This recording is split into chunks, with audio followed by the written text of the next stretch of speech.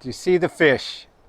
That's the question Harvard professor Louis Agassiz used to ask his incoming freshmen each year.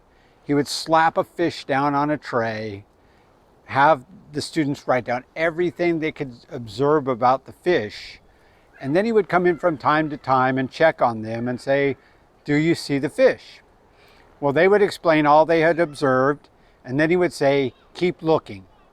And this could go on for hours and hours, sometimes days.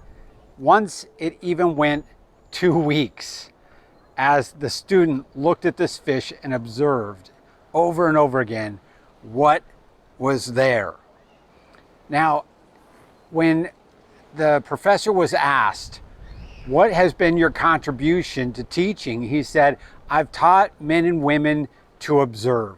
Well, in the same way that Agassiz had his students see the fish as it really was, as he taught them to observe, so wisdom tells us, pay attention, pay close attention. And over again, we're told to pay attention.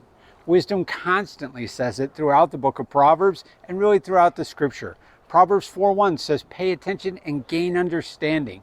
Proverbs 22:7 says, pay attention and gain knowledge. 1 Timothy 4:16 says, pay close attention to your life and to your doctrine so that it saves you and everyone who hears you. Now that's good word for us today because we're so apt to not pay close attention. We're so quick to be reckless, to be careless, and to just keep going. Even when we didn't understand the last thing, we just move on to the next thing. And these are problems for us because if we're truly going to be wise, if we're going to ask for that wisdom, if we're going to listen, and if we're going to acquire it, it's going to take paying attention. It's going to take seeing things the way they really are in our life and around us. So the question for us is the same question Agassiz was asking his students all those years ago. Do you see it? Do you really see wisdom in every area of life?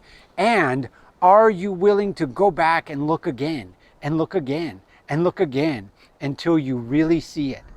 Because that's what it means to gain wisdom. That's what it means to have a foundation for wisdom.